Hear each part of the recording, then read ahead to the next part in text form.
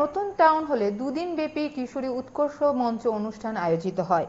এদিন সকাল 11:40 নাগাদ শুরু হয় এই অনুষ্ঠানে উপস্থিত ছিলেন রাজ্যের বনমন্ত্রী অনিমেষ দেববর্মা, রাজ্য বিধানসভার মুখ্য সচেতক কল্যাণী সাহা রায়, বিধায়ক পিনাকি দাস চৌধুরী, খোয়াই পৌর পরিষদের চেয়ারপারসন দেবাশিস নাথ শর্মা, বিশিষ্ট ব্যক্তিত্ব অনুকূল চন্দ্র দাস, তেলিয়ামুড়া পৌর পরিষদের চেয়ারপারসন রূপক সরকার, খোয়াই জেলা শিক্ষা আধিকারিক দীনেশ দেববর্মা সহ অন্যান্যরা। এদিন 19টি ইভেন্টে 47টি বিদ্যালয়ের 520 জন ছাত্রী অংশগ্রহণ করে। তেলিয়ামুড়া থেকে 15টি স্কুল, কল্যাণপুর থেকে 60টি স্কুল এবং খোয়াই থেকে 25টি স্কুল অংশগ্রহণ করে।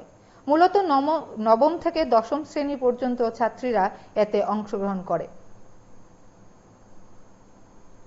আমার মা বাবা আমাকে এখনই বিয়ে দিতে চাইছে, কিন্তু স্যার আমি এখন বিয়ে করতে চাই না, আমি পড়তে চাই।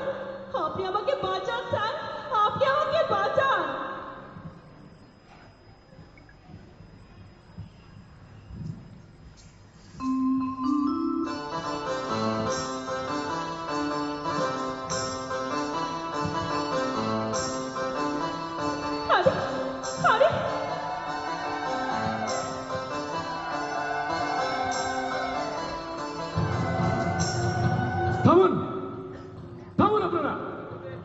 এটা হচ্ছে কি?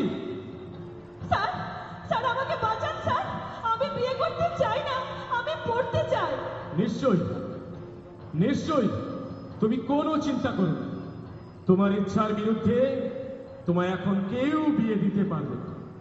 আর আপনাদের কেউ বলবে, আচ্ছা আপনারা কেমন মানুষ, এইটুকু একটা মেয়ের বিয়ের অধিবাসে সবাই মিলে নাচতে চলে এসেছে।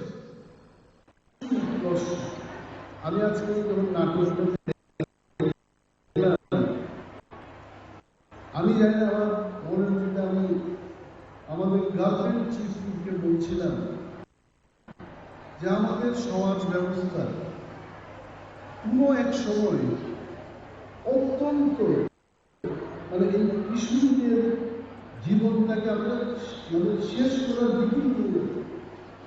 কিভাবে বালিকা বিবাহ এবং কোনো কোনো সময় এই কিশোরীদের বলা হতো যারা মা বাবার প্রথম সন্তান মেয়েরা তাদের ভাইগুলিকে দেখার জন্য নিজে আর পড়াশোনা করতে পারে, মানে তাদের যে কত কিছু মা বাবার উপর দায়িত্ব থাকে, তাদের দে হ্যাভ ডিফারেন্ট রেসপন্সিবিলিটি।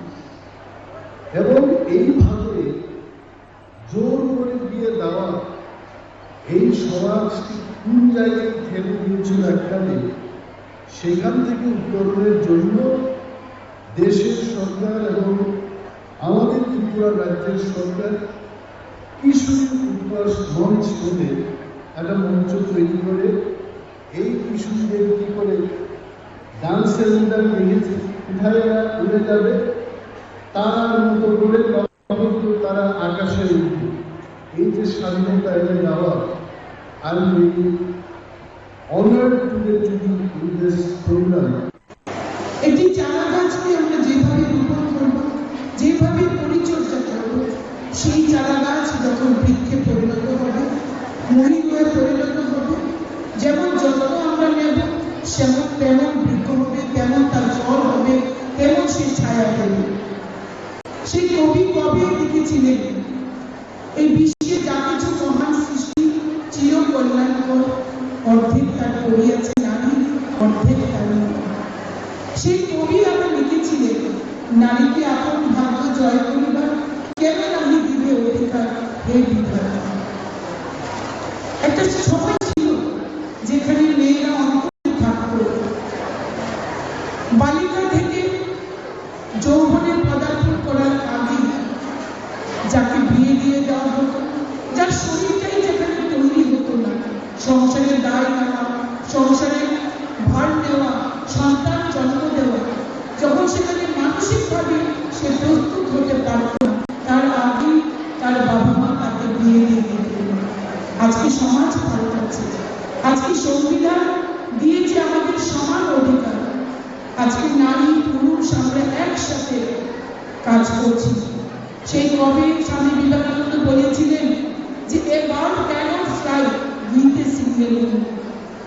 একটা পাখি যেমন একটি ডানা দিয়ে ভর করে উঠতে পারে না, পাখিকে উঠতে হলে যেমন দুটো ডানার প্রয়োজন।